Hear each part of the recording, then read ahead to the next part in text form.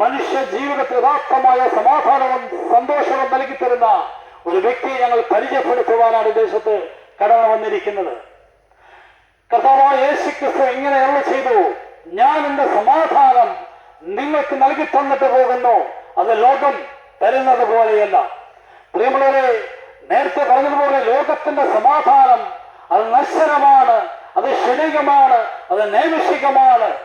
Maximum പോയി കഴിഞ്ഞാൽ മരണക്കുറിയിൽ മാത്രമേ ഉള്ളൂ. എന്നാൽ പ്രിയമുള്ളവരെ, യേശുക്രിസ്തു നൽകി തരുന്ന സമാധാനം അത് നിത്യമാണ്, അത് അനന്തമാണ്, അത് അനശ്വരമാണ്, അത് മരണത്തിനപ്പുറം നിലനിൽക്കുന്ന സമാധാനമാണ് യേശുക്രിസ്തു നൽകി തരുന്ന സമാധാനം. അത് ഒരു കാലത്ത് നിങ്ങളെ പോലെ ഞങ്ങളും സമാധാനമില്ലാതെ സന്തോഷമില്ലാതെ ജീവിതത്തിൽ അലഞ്ഞിരിഞ്ഞ അത് വ്യക്തി ജീവിതങ്ങളായിരുന്നു. എന്നാൽ ഞങ്ങളുടെ ജീവിതത്തിൽ യേശുക്രിസ്തു നൽകിത്തുന്ന സമാധാനത്തെ കുറിച്ചാണ് ദേശത്ത് കടന്നു വന്ന് നിങ്ങളുമായി പങ്കുവയ്ക്കുവാൻ ഞങ്ങൾ ആഗ്രഹിക്കുന്നത്. പ്രിയമുള്ളവരെ, എന്തുകൊണ്ടാണ് മനുഷ്യൻ സമാധാനവും സന്തോഷവും അനുഭവിക്കാൻ കഴിയാതിരിക്കുന്നതിന് മൂലകാരണം നാം മനസ്സിലാക്കണം.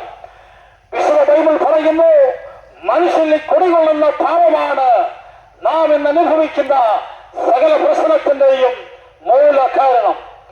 ഒരുപക്ഷെ നിങ്ങൾ ഇങ്ങനെ പറയുമായിരിക്കും, ക്രിസ്ത്യാനികളുടെ ദൈവമാണല്ലോ യേശുക്രിസ്തു, അവർക്ക് സമാധാനം അനുഭവിക്കാൻ കഴിയുന്നല്ലോ എന്ന് ഒരുപക്ഷെ നിങ്ങൾ ചിന്തിക്കും. എന്നാൽ പ്രിയമുള്ളവരെ, യേശുക്രിസ്തു ക്രിസ്ത്യാനികളുടെ ദൈവമല്ല. യേശുക്രിസ്തു ഒരു മതവും സ്ഥാപിച്ചിട്ടില്ല, യേശുക്രിസ്തു ഒരു സംഘടനയും സ്ഥാപിച്ചിട്ടില്ല. യേശുക്രിസ്തു ഒരു മാർഗമാണ്. യേശു പറഞ്ഞു, ഞാൻ തന്നെ വഴിയും സത്യവും ജീവനും.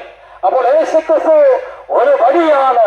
ആ വഴിയിൽ കൂടി പോയെങ്കിൽ മാത്രമേ ഒരു വ്യക്തി ജീവിതങ്ങൾക്ക്, അതേ മനുഷ്യർക്ക് യഥാർത്ഥമായ സമാധാനവും സന്തോഷവും പ്രാപിക്കുവാൻ കഴിയുന്ന ഒരു യാഥാർത്ഥ്യ